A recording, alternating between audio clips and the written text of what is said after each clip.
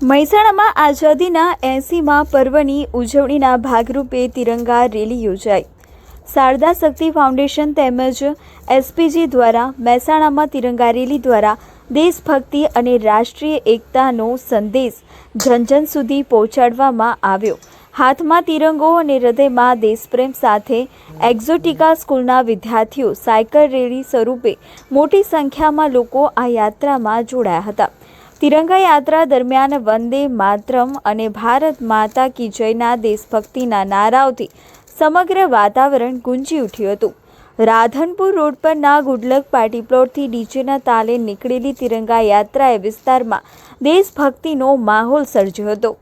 આજની તિરંગા યાત્રામાં ફાઉન્ડેશનના ચેરમેન લાલભાઈ શક્તિ, એસપીજી અધ્યક્ષ લાલજીભાઈ પટેલ, શક્તિ સાંસદ હરિભાઈ પટેલ, મહેસાણા એમએલએ મુકેશભાઈ પટેલ, કડી એમએલએ રાજેન્દ્રભાઈ ચાવડા, મહેસાણા મહાનગરપાલિકા મેયર સોનલબેન ઓઝા, સ્ટેન્ડિંગ કમિટી ચેરમેન દીપકભાઈ પટેલ, સામાજિક અગ્રણી પીપી પટેલ સહિતના મહાનુભાવો જોડાયા હતા। તિરંગો માત્ર 3 રંગનો ધ્વજ નથી, પરંતુ દેશની એકતા, અખંડિતતા, શાંતિ, સમૃદ્ધિ અને સ્વાભિમાનનું પ્રતીક છે। આ યાત્રા દ્વારા સ્વાતંત્ર્ય સેનાઓના બલિદાનને યાદ કરીને દેશમાં વિકાસમાં પોતાનું યોગદાન આપવાનો સંકલ્પ પણ વ્યક્ત કરવામાં આવ્યો। તિરંગાનું સન્માન, દેશની એકતા અને રાષ્ટ્રના વિકાસ માટે સૌની ભાગીદારી એ જ યાત્રાનો મુખ્ય ઉદ્દેશ અને સંદેશ રહ્યો। આશિષ પટેલ, મહેસાણા। મહેસાણામાં લાલભાઈ શું કહેશો? આજે 80મો સ્વાતંત્ર્ય દિવસ હતો। આજે 80મા આઝાદીના અમૃત મહોત્સવ નિમિત્તે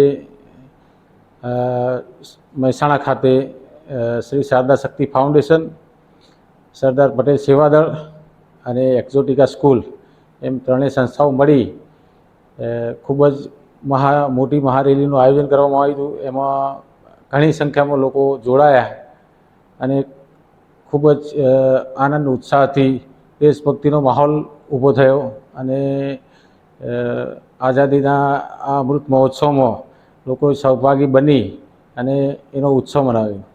શારદા શક્તિ ફાઉન્ડેશન દ્વારા કેટલા સમયથી કેવા કેવા કાર્યક્રમો કરતા આવ્યો છે? શારદા શક્તિ ફાઉન્ડેશનથી દ્વારા અમારે આમ તો વર્ષમાં 8 થી 10 એવા કાર્યક્રમો હોય છે, જેમ કે 15 ઓગસ્ટની મહારેલીનું આયોજન કરીએ છીએ દર વર્ષે, ગણેશ મહોત્સવનું આયોજન કરીએ છીએ, દીકરીઓ માટે નવરાત્રિમાં નિઃશુલ્ક પાસની વ્યવસ્થા હોય છે અને સેફટીથી ફેમિલી સાથે ગરબા રમી શકે એવું અમે આયોજન કરીએ છીએ અને જે આપણે જરૂરિયાતમંદ છોકરીઓને બહાર પાર્ટી પ્લોટમાં પૈસા ખર્ચીને નવરાત્રિ જવું ના પડે એના માટે અમે રાધનપુર રોડ પર ગુડલક પાર્ટી પ્લોટમાં સિટીના વચ્ચોવચ્ચ કોઈ છોકરીઓને અગવડ ના પડે, ફેમિલીને અગવડ ના પડે એ રીતનું ખૂબ જ સુંદર મોટું આયોજન કરીએ છીએ।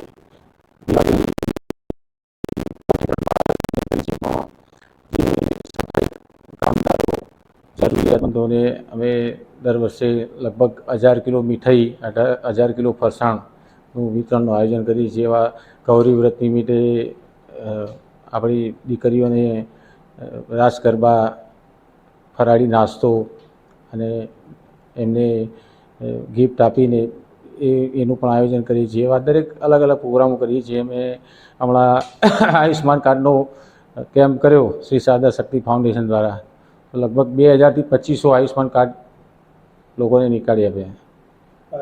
આજના કાર્યક્રમમાં પણ મુખ્ય મહેમાન તરીકે ઉપસ્થિત હતા।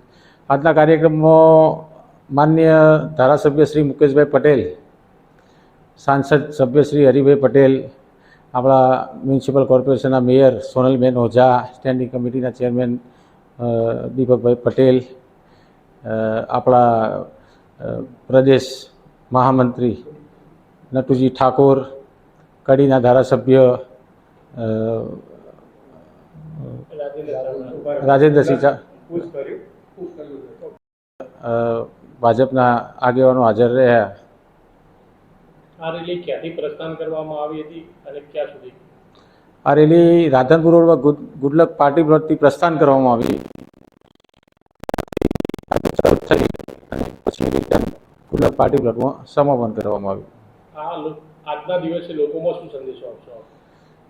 આજના આ કાર્યક્રમને લઈને લોકોને એવો સંદેશો આપીએ છીએ કે તમે પણ લોકો આપણા આઝાદીના પર્વને, આપણી દેશભક્તિને આપણે આગળ લોકો આગળ લાવી અને એનો ઉત્સવ મનાવીએ.